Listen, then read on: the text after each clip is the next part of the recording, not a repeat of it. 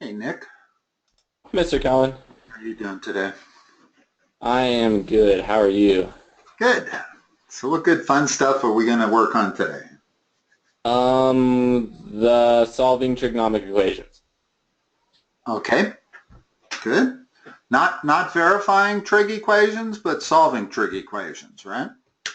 Um, yeah, I think so. Okay, I said that. Sorry, I'm just pulling it up right now. it's okay.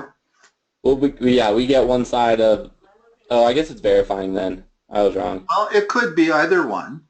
Um, Solving trig equations are actual trig equations that you would come upon in a real life problem and you would have to solve. Hmm. Whereas verifying trig equations are more like a game that mathematicians made up so that you would memorize your 11 primary trig identities. Okay. Okay? Yeah. So we're working on verifying them. That's the only purpose of verifying. But it's an excellent game for doing that. If you do about 50 of these problems, I guarantee you by the end of it, you'll know your trig identities by heart. Yeah. Okay. So the first one is secant squared of theta minus 1 times cosine squared of theta equals sine squared of theta. Yeah, this is a trig identity. In other words, this is verifying that the left side is equal to the right side. Okay. Okay? How well do you know your 11, and by 11 I mean 6 reciprocal, 2 quotient, and 3 Pythagorean identities? I think I know pretty well. Okay, Pretty well. what's secant squared minus 1 equal to? Secant squared minus 1 is equal to tangent squared. Okay, so I'm going to replace that. And whenever you see a squared with a minus or a plus 1, look to the Pythagorean identity. Okay, Okay. and so now that becomes that. And then what's tangent squared equal to? At this point, I'm looking at nothing but sines and cosines. So if I can turn tangent squared into sines and cosines, I'll probably have the most direct solution. Mm-hmm. So tangent squared theta is equal to sine squared theta over cosine squared theta. And then, And then cross multiplying the cosines cancel out, and you're left with sine squared theta. exactly, and that's how I kind of do it, is when I make the left side read the same as the right side, I draw an arrow up saying I've proved it. I've verified it. Okay. Okay? All right, what else? Um, the second one is secant squared theta times 1 minus cosine squared theta is equal to tan squared theta.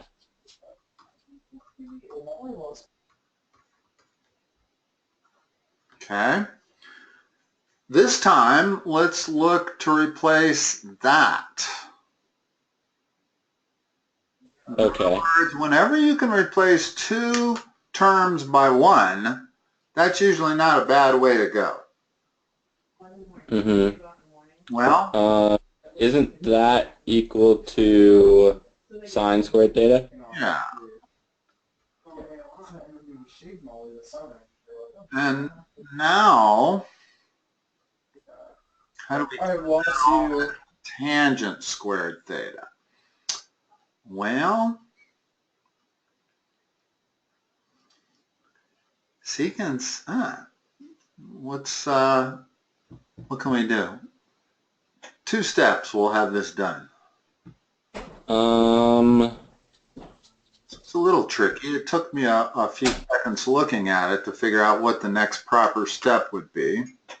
couldn't we just put secant squared theta, turn that into 1 over cosine squared theta? Yeah. So now we have 1 over cosine squared theta times sine squared theta. which is sine squared theta over cosine squared theta, which is tangent squared theta. Yeah. These kind of are fun once you get used to doing them. Yeah, well, it's kind of like a puzzle. It is. It's a little like, I suppose, Sudoku, or crossword puzzle. What else? Okay, this one is sine of theta minus sine of theta times cosine squared of theta equals sine cubed of theta.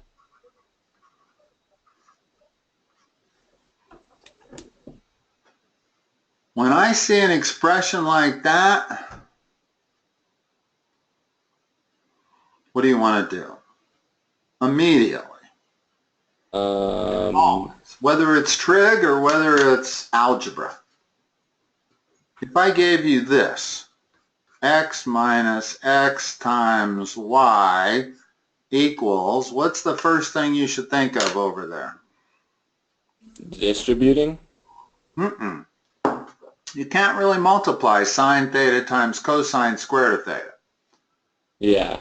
Go the other direction. Instead of distributing, what else can you do? Expanding? Factor.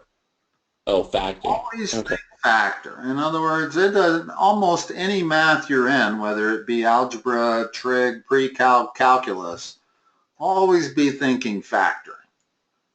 Okay? What can I factor out of that?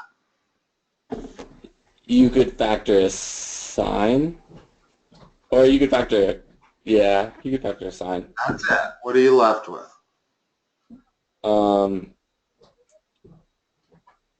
Sine minus, now, cosine minus 1. Hold on.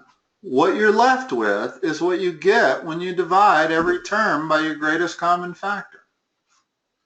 That's how I figure out what I'm left with. In other words, I take the greatest common factor that I came up with, sine theta, and I divide it into both terms. Well, what does that give you?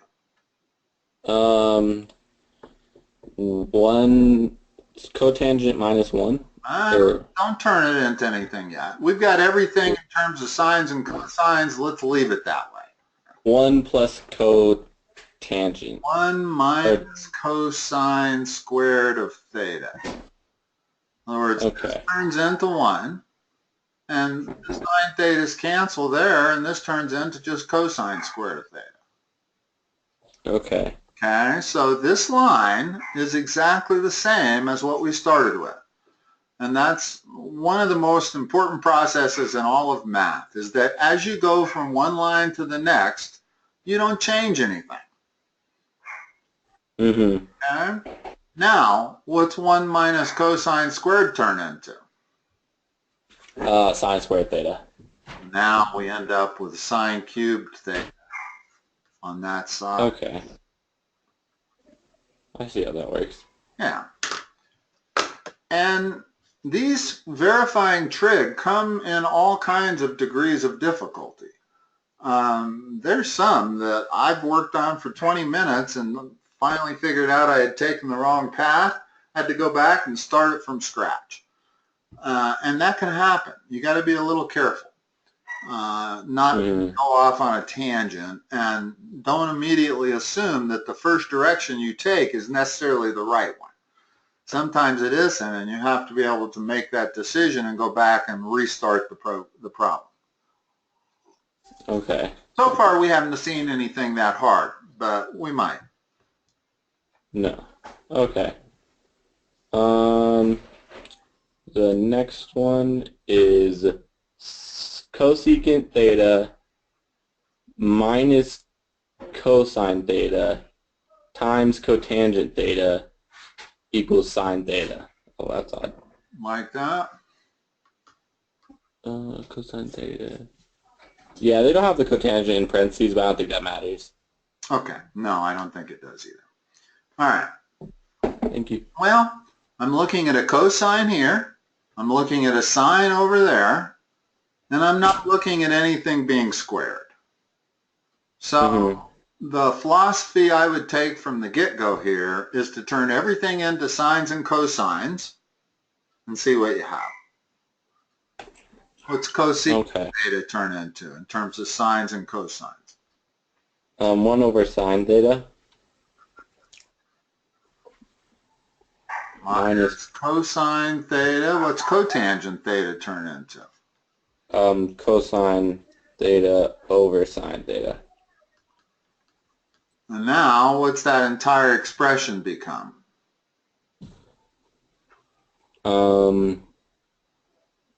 Cosine, well, 1 over sine theta minus cosine squared over sine theta. Okay, we're going to have a common denominator, right? In other words, we do have a common denominator, sine theta. So just operate on the numerator. The numerator becomes 1 minus I understand it. Squared theta all over sine theta. Okay? Okay. Now what does 1 minus cosine squared theta become? Sine squared theta. And now I see. I got sine squared theta over sine theta. That becomes sine theta. Okay. Okay? The next one is cotangent squared theta times cosecant squared theta minus cotangent squared theta equals cotangent to the 4th power theta. Okay, look at that left side. What's the first thing you can think of to do? Factor out a cotangent? Yeah. Now notice this problem is different in that there are no sines and cosines anywhere. So I'm not going to be inclined to try to switch everything into sines and cosines. I'd still get to the right answer, but it's just not the way I would go. It's probably not the most efficient way to go. But I definitely see I can take out a cotangent squared and it's going to leave behind a cosecant squared minus 1. And that has a trig identity.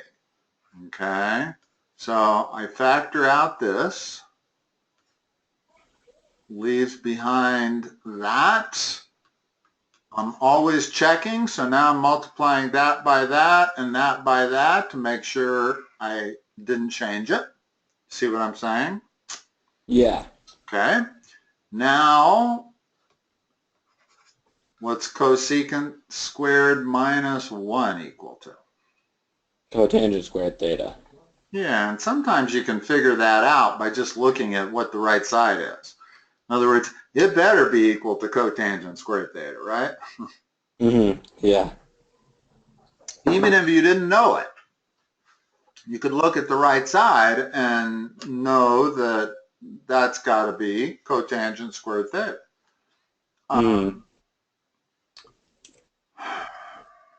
So this really was a two-step problem, whereas had I gone back and converted everything to sines and cosines, it might be a 5-step problem with a lot of complicated algebra. So there's definitely advantages into seeing the most efficient way to do these. Okay. The next one's similar to these ones, and then after that it kind of throws division in there too. Let's do some harder ones. Since we're only going to have an hour today, let's... Okay. You're pretty good with these, I think. Yeah. Let's take it up a notch. Give me your next degree of difficulty. What do you feel like is the next degree of difficulty? Okay. The next one is... Come on, while I'm flipping my page. Sine theta over 1 minus cotangent theta. Yeah, these are the kind I'm talking about. Plus cosine theta over 1 minus tangent theta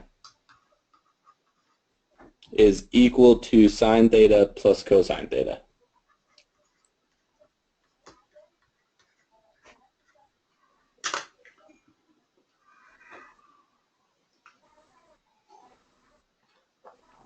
Well, I see a lot of sines and cosines in here. Mm-hmm. I also see an expression 1 minus cotangent. And I know that if I multiply that by its conjugate, it turns into 1 minus cotangent squared, which is not a trig identity. So that trig identity doesn't do any good. In other words, some of these trig identities aren't as worthwhile as they look like they might be. 1 minus tangent squared is not a good trig identity. The trig identity is 1 plus tangent squared. Then I could turn that into secant squared. But I don't see, I'm sure that the best way to go is going to be to turn the bottom into sines and cosines and then deal with the complicated algebra. And that's what's going to be. There's always a lot of complicated algebra when you get these harder ones. And by that I mean I'm going to have something in the numerator and I may have a fraction in the denominator. Okay. What's cotangent going to turn into? If I'm trying to turn it into sines and cosines.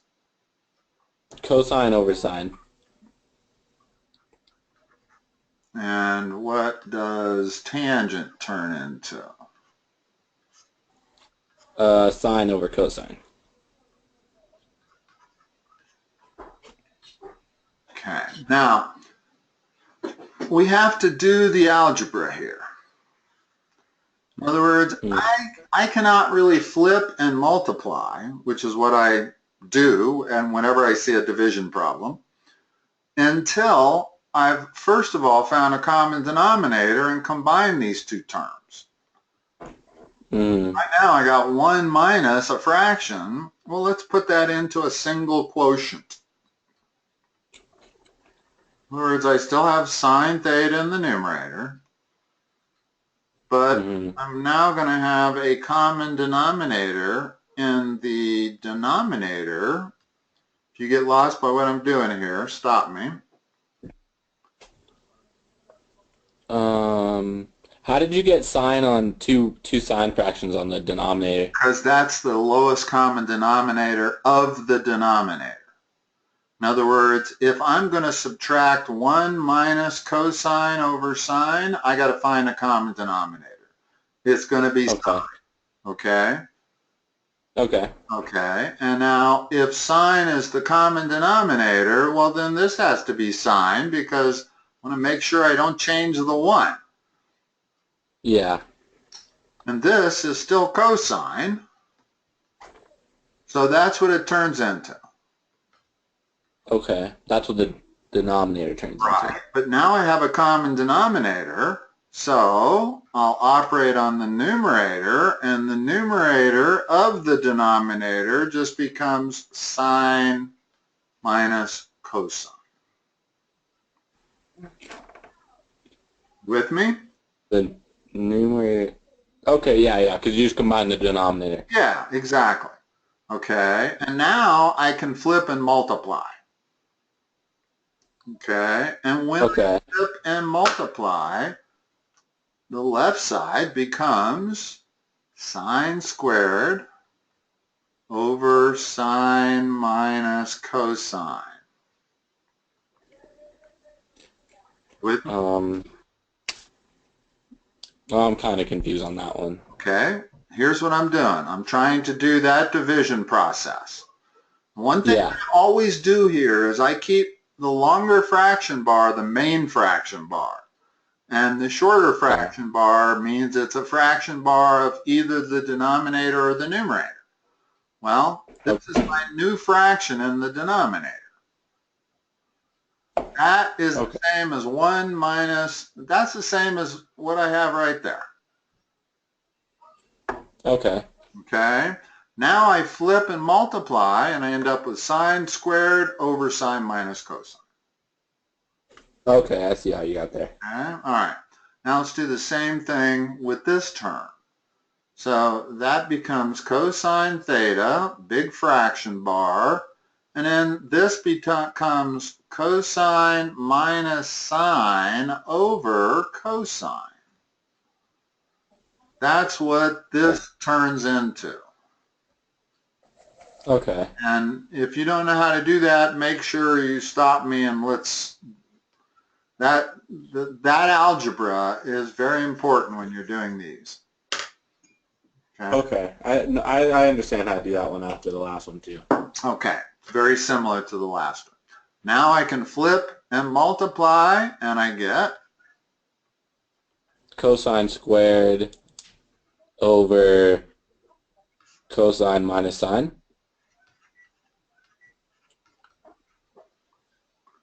now. It's a little tricky. First of all, do I have a common denominator? No. No, you don't. However, there's a very important thing to know in algebra, and that is that a minus b is always equal to the negative of b minus a. In other words, x minus 3 is equal to minus quantity 3 minus x. Do the math. If you don't believe me, you'll see that they're the same. Okay. Well, what we have over here on the left side is sine minus cosine. And what we have on the right side is cosine minus sine.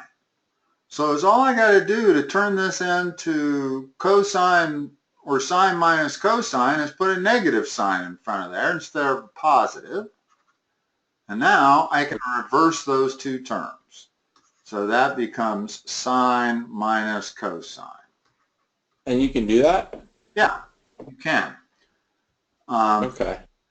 In the same way that you could, if you were multiplying polynomials and you found yourself with this combination, you can replace that with minus 1. Mm-hmm. Because the bottom is negative x minus 3. The x minus 3's would factor out, and you'd end up with negative 1. So that's essentially what I did. Now I've got sine squared minus cosine squared all over sine minus cosine. What was this whole thing supposed to be equal to? Sine plus cosine. Sine plus cosine.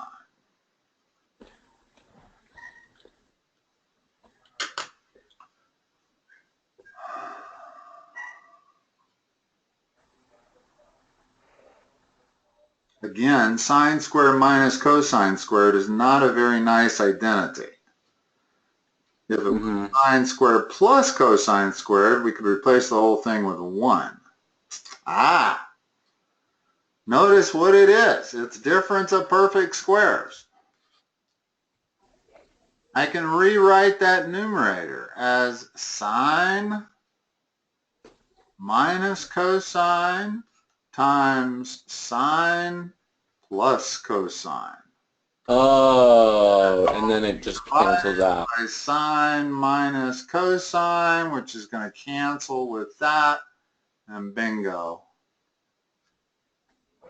That's a lengthy one. Well, it was, and I'm not 100% sure I did it in the most efficient way. And that's kind of the nature of these. That was what? It took me 1, 2, 3, 4, 5, 6, at least 6, maybe 7 steps. It's possible. Boy, I'm looking at it and I'm not sure if there's an easier way to do it. There's one technique that I do want to come up on a problem like this. Let me see if I can find one in my book. Okay. That I want to make sure you know how to do. Yeah, it's this one right here. Cosine of x over 1 plus sine of x, and that's supposed to be equal, oddly enough, to 1 minus sine of x all over cosine of x. Odd, right? Yeah, I don't understand how that's equal. Well, you'll see. Notice that if we could do things like cross multiply, bingo. I got cosine squared of x equals 1 minus sine squared of x, and that's an identity. So we know it's true. But that's not something we can do. In other words, you're not allowed to do that for verifying. However, there is a technique that you might not ever think of, and that is to multiply the top and bottom by the conjugate of the complicated one. Now, in other words, what I am able to do is multiply any fraction by the number 1, and that's what I'm doing here. Okay.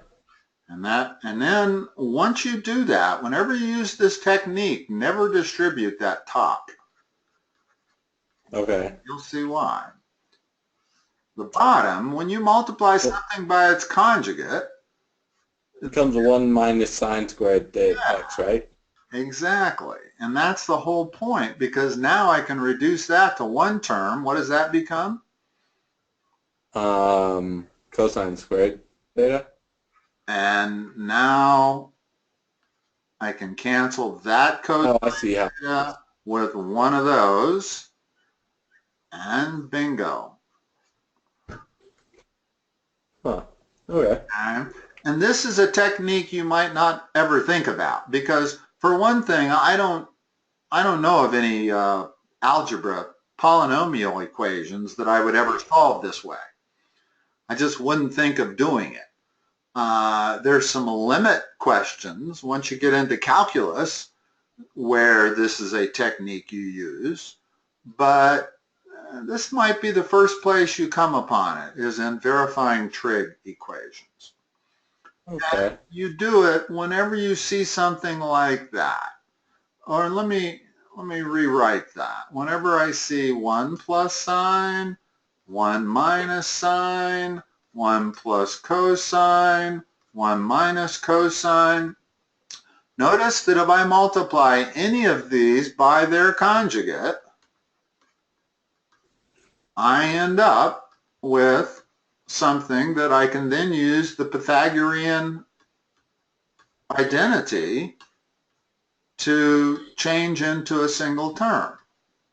Okay. Right? In other words, that turns into 1 minus sine squared, which is cosine squared. This turns into 1 minus sine squared, which is cosine squared. This one turns into 1 minus cosine squared, which is sine squared. This one turns into 1 minus cosine squared, which is also sine squared. So whenever you're looking at stuff like that, be aware that perhaps the best way to go is to multiply by the conjugate. Okay, I see how that works. Yeah. All right, let's get back to some of your problems. I don't want to be doing these problems that may be out of the realm of what you're going to get in the way of degree of difficulty. This next one is sine of theta over 1 minus cosine of theta. Okay, perfect. Plus 1 minus cosine theta over sine of theta equals 2 cosecant of theta. I think that's like pretty close to what you were just talking about. Going to be very similar. First of all, I'm seeing what I want to see here in order to use this conjugate thing. And I could end up doing it to both terms. I could multiply both of them by the same conjugate. And notice that if I were to simply try to add these two fractions, I would have 1 minus cosine times sine as a common denominator. That doesn't convert to anything. Yeah. So that doesn't do me any good. So let's start out by multiplying this side by the conjugate over itself, like that. In other words, I'm multiplying by 1. And let's see what that turns into be. Turns in, and like I said, don't ever multiply the tops, because You just have to undo it. Did distribute them, because the secret here is that the bottom turns into 1 minus cosine squared, which turns into sine squared. And now I can cancel that with one of those. Okay. Okay. And now that I've done that, notice that I got a common denominator. I don't know if you can follow all my scribbling or not, but I end up with 1 plus cosine theta over sine theta. Oh, okay. I see how it works. Okay. Well, here I got 1 minus cosine theta over sine theta. Well, that's a common denominator, so I can combine the tops. Well, when I combine the tops, I get 1 plus 1, which is 2. That plus cosine theta cancels with that minus cosine theta. And the only thing I have in the bottom is sine theta. Oh, and that's how it becomes 2 cosecant theta. It becomes 2 cosecant theta, which is what I started with over there. Okay. Okay, so this was a perfect problem to illustrate what I was just talking about. And it would be tough to get to that if you didn't do this. I don't know. Oddly enough, maybe it wouldn't be as tough as I think, because we start with nothing but sines and cosines here, sines and cosines here, and I know that this 2 cosecant is the same as 2 over sine theta. So if I could somehow make the left look like 2 over sine theta, I'm home free, but it's not clear how to do that. I suppose if I just used a common denominator, in other words, go ahead and try adding those two fractions, and the common denominator is going to be sine theta times that. But then this is going to turn into 1 plus cosine theta, squared theta. I think it's going to be harder to do if we were to take that direction. Yeah. All right. Like I said, there's multiple ways you can do these. You know, if one is 5 steps and the other is 5 steps, then they're equivalent, no matter if they're 2 completely different methods. But if one is 3 steps and the other is 5 steps, then the 3-step one, you still probably get full credit on the 5-step one. But it's going to take you longer.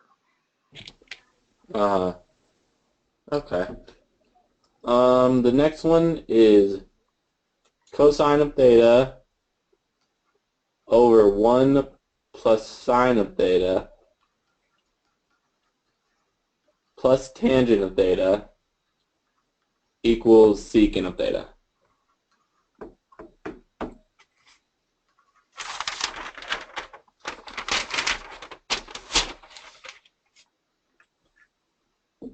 Okay.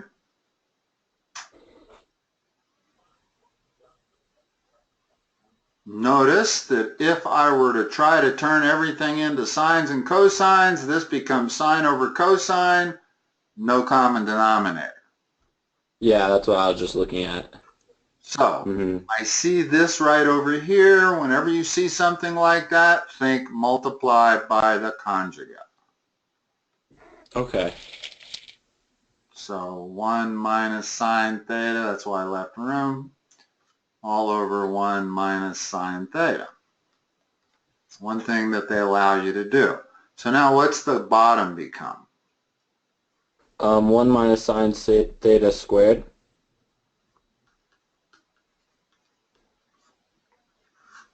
Which is? Cosine squared theta.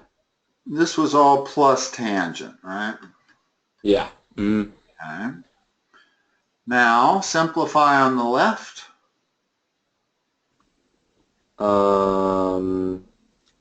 It becomes... Just cancel what you can cancel. You got a cosine theta on top, cosine squared theta on the bottom. I can cancel one cosine from both. Okay. And that leaves me with 1 minus sine theta over cosine theta. Right. And what's tangent theta equal to in terms of? Sine theta over cosine theta, so they're like terms. Now I have a common denominator.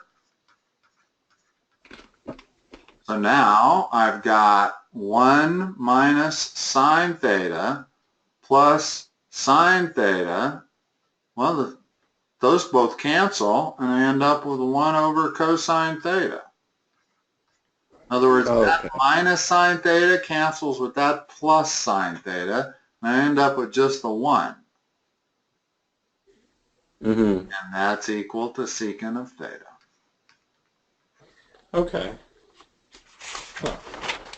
So almost every time you see 1 plus or a 1 minus sine or cosine, think multiply by the conjugate. There's only one time where you might not, and that's if I saw this. If I had a problem where I was doing something like this.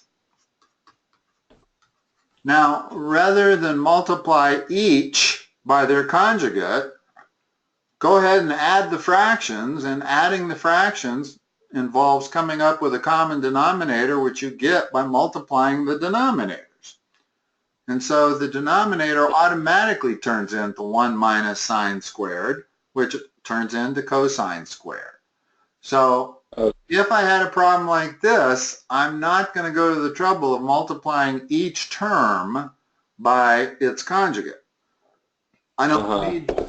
I'm going to be able to get rid of this inconvenient. That's inconvenient when you're talking trig, 1 plus or 1 minus. There's no good trig identity for that. Okay. But if I was adding these two fractions and they had these two denominators, well, now I know that the common denominator is going to end up being cosine squared. Okay. So that might be the only time I did not do multiply by a conjugate, is because in attempting to solve this problem, I'm going to end up multiplying the two together anyway. All right, what else you got? Okay, the next one is 1 over 1 minus tangent squared theta plus 1 over 1 minus cotangent squared theta is all equal to 1. Okay. Now this is different. This is not one of those inconvenient expressions. If it was 1 minus tan theta, it would be. But it's 1 minus tan squared of theta. There's a trig identity for that. Doesn't that become cosecant squared theta? Well, it becomes secant squared theta. Oh, remember, secant goes with tangent, cosecant goes with cotangent. The alphabetical rule. Okay, yeah. Whatever you want to call it, yeah. Yeah, sorry, yeah. For me, it carries on into calculus, because when you take the derivative of tangent, you get secant squared. So they are always kind of paired together. Okay. And now this is not secant squared. Let's see, the identity is tangent squared plus 1 equals secant squared. Ooh.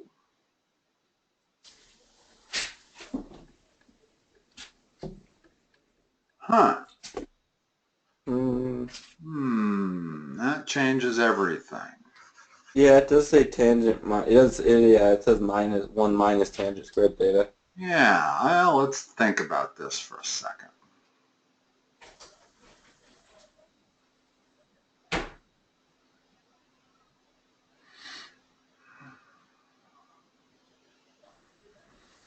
Remember the last rule of verifying trig equations. If all else fails, turn everything into sines and cosines. Now, I don't know that I'm ready to do that yet. Let's think about this. 1 minus cotangent and 1 minus tangent. Neither one of those is an identity. because both identities are tangent squared plus 1 equals secant squared. Notice I cannot manipulate that to get 1 minus tangent squared. Yeah. Same thing with Okay. that one. Okay. So I cannot use this identity to turn that into something else. So let's do it the hard way. It's easy enough to turn everything into sines and cosines. It's just you got to be really good at your algebra. Okay. Mm-hmm. In other words, this is what I'm going to get.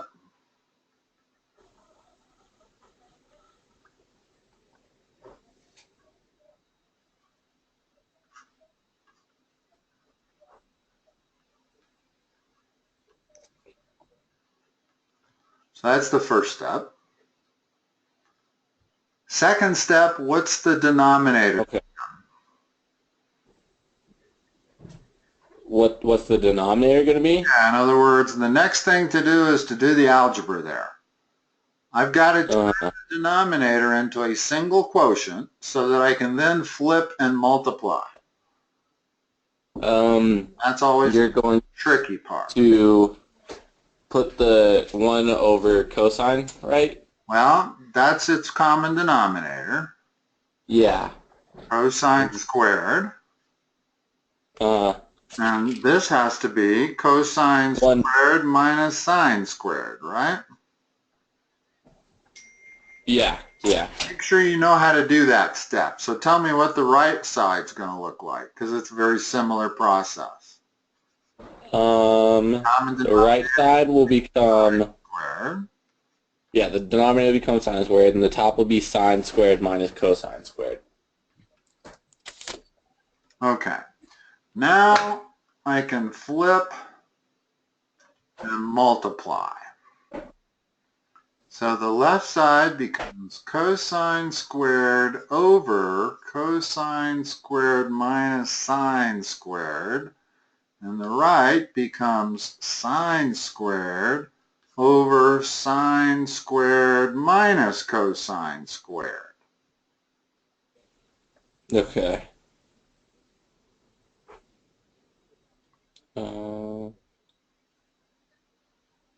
Okay. This whole thing's supposed to be equal to 1?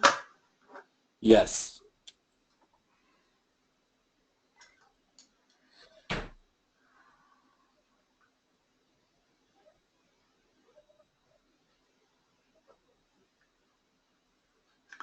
All right, let's do the same trick as we did before. I can switch these terms if I switch the sign here. Oh, so okay. Okay, so I'm going to get cosine squared over cosine squared minus sine squared. And I'm going to make it a minus sine squared over, and reverse the two terms in the denominator, because now I have a common denominator. Mm-hmm. And that gives me cosine squared minus sine squared all over cosine squared minus sine squared. That's equal to 1. Oh, I see how that works. And again, there's probably a couple of different ways to do this problem. Not sure I necessarily went the fastest way. It's unusual sometimes when you're seeing this, because you're so wanting to you're so wanting to replace that with a Pythagorean identity. It looks so much like it should be replaceable with a Pythagorean identity, but it isn't. And yeah, there's no. That's difference of perfect squares. I suppose I could have turned it into 1 minus tangent times 1 plus tangent, but then that just complicates the whole thing and makes the proceeding from there even harder. So I think you can kind of get the idea that if you take the wrong initial path, it can really turn into a nightmare. In other words, if I choose to factor that, turn it into 1 minus tangent times 1 plus tangent, and factor this, now I got two fractions and they both have two terms multiplying in the denominator and there's no common nothing. So I would be lost in the forest, unable to see it because of the trees. Okay. So this is kind of a tried and true measure here. That's why the last step in these things always says, if all else fails, turn everything into sines and cosines and proceed again. Now, it wasn't that easy once I did that, but still, it led us to the answer. Yeah. You just have to be comfortable doing this kind of algebra right here. That's like, how do you do 1 minus x over y? Well, the common denominator is y. So that becomes y minus x over y. Those are the same thing. Now, because it's a single rational quotient, if that's my denominator, I can flip and multiply. But always remember, you can't flip and multiply until you turn it into a single quotient. Yeah. Okay. Okay, the next one is cosecant of theta minus cotangent of theta times cosecant of theta plus cotangent of theta. And it's all equal to 1. And are there parentheses around both, like that? Yes. Okay. This is actually a pretty easy one. You're looking at difference of perfect squares factored, right? Yes. So multiply them back together quickly. Becomes cosecant squared minus cotangent squared theta. Oh. And that is, oh, not yet it isn't. Let's see. Cosecant turns into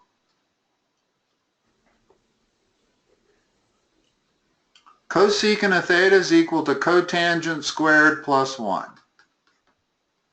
Cross that out and replace it with that. Okay. Cotangent squared plus 1 minus cotangent squared, that's equal to 1. Okay. So this was a pretty quick one if you saw the way to do it. There's a lot of paths you could take here that I'd still be working on the problem. You know, if I decided to turn everything into sines and cosines, then I got a lot of complicated algebra to do. Yeah. So take their suggestions. In other words, when they put parentheses around that and parentheses around the other, think to yourself, well, what do I get if I multiply those two together? And you basically get something that easily turns into 1. Okay. Okay, the next one. This one's, I don't know like which side you should start on. Okay, give it to me and I can, I don't know that there's a hard and fast rule. The general rule is the more complicated side. Start on that one. And almost always the side on the left. I'm not sure I've ever run into one where they put the more complicated side on the right. You can theoretically do it either way.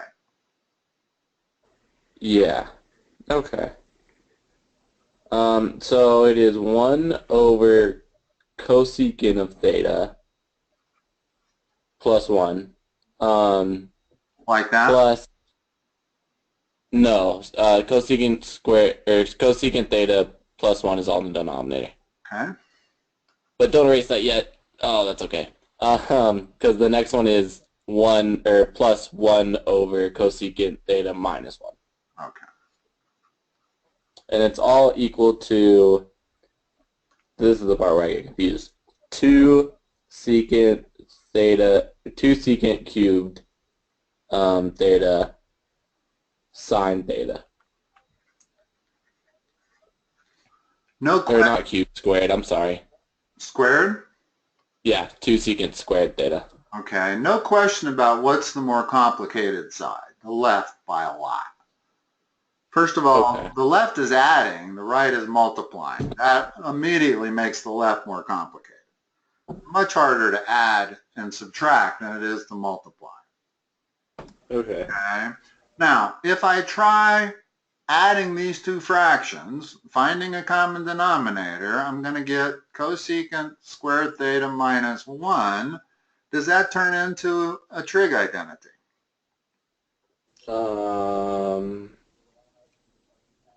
Yes. Yeah, it's cotangent Yeah. squared theta. So Okay. that's a good way to go. Good. So let's do that. Okay. So Okay. when I tell you what, I always like doing it like this,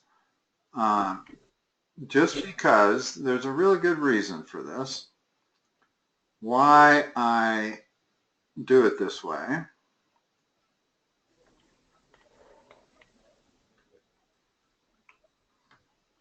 It's because you can instantly see whether you've made a mistake. And in fact, that's not really the way I want to write it here. I'm going to write it the way I intended to illustrate my point. This side becomes cosecant theta plus 1 times cosecant theta minus 1. This common denominator becomes the same thing. And I'm not going to multiply them together yet, and there's a good reason for it. It's because what goes over here on the top left? Cosecant theta minus 1. And notice how easy it is to check that with this. Only because I've left the bottom unmultiplied. In other words, you can immediately see that this numerator cancels with that part of the denominator, and I've got the same thing I started with. And so I'm a real fan of this method of doing the algebra. Don't necessarily multiply the bottoms together. Know that it's going to turn into a nice thing, but to ensure that you don't make a mistake, so what goes here in the upper right? Or not the upper right, but the numerator of that second term? Cosecant plus 1. Now I can see that it's the same as I started with. Okay. Now I'm going to have a single denominator, which I know to be cosecant squared theta minus 1, which turns into cotangent squared theta. The top becomes what?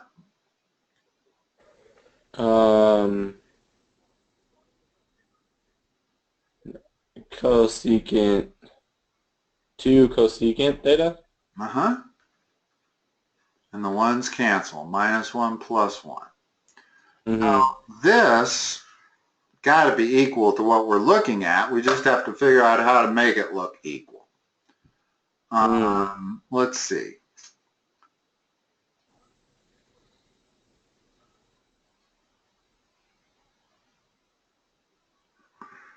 Shouldn't be that tricky. I guess let's just turn everything into sines and cosines. It's easy enough to do. So let's see. We get probably not the most efficient way. It's probably staring me in the face. I just can't see it. So that numerator turns into that. Denominator turns into cosine squared over sine squared. So now if I flip and multiply, I get a sine in the numerator. Along with that 2, the denominator becomes cosine squared theta. And cosine squared theta's reciprocal is secant squared theta. So this turns into 2 sine theta secant squared theta. And that's what we started with.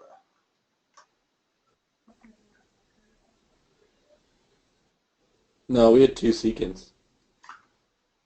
We had 2 secant squared. They're just in a different order, notice. That's A times B, and the way I've written it is B times A, same thing. Oh, okay. All right, 2 sine times secant squared, that's 2 secant squared times sine. So now, I got all the way down to here before deciding to turn everything into sines and cosines. Mm-hmm. And I guess I knew that because I knew that it had to go quickly from that point. In other words, once I get it turned into this and I can flip and multiply, then I've got something that I know is going to come down to that, and I know that's got to come down to that. Now, whether I would have done that without seeing the right side, I'm not sure. Probably. In other words, I couldn't immediately figure out how to tie these two together. They didn't seem Okay. to be that tieable together. Um, but once I convert everything to sines and cosines, then it ties together perfectly with that. Yeah, okay. There may be another way to do it. I could separate that, I guess, into cosecant squared plus 1, cosecant squared plus 1, but then I don't know what to do with that over that. So, I don't know. The way I did it might be the most efficient way. Even I if think, it's not yeah. the most efficient way, if ever you get stuck, always turn to that. In other words, Okay. I didn't turn to that in the beginning because, God, that would have made the algebra really hard, I think. Although maybe not. If I'd have turned to that in the very beginning, Do you think some things would have canceled out? maybe. I don't know. Probably not. I probably still would have ended up with having to add these two fractions. But Uh, the thing is that whenever you see the fact that if I add those two fractions, I'm going to get a cosecant squared minus 1 in the denominator, and that turns into a single term cotangent squared. mm-hmm. That almost is always going to be the way to go. If you can take all of these terms and turn it into a single cotangent squared, it's hard to get more efficient than that. Yeah, okay. All right, Nick, I'm going to let you go. Sounds good. Good luck. Thank you. These were a nice degree of difficulty. Harder Yeah. than I've seen from most of my students. So these are fun. Mm-hmm. All Cool. right. Thank you, Mr. Gunn. I'll talk to you next time. Bye-bye. Talk to you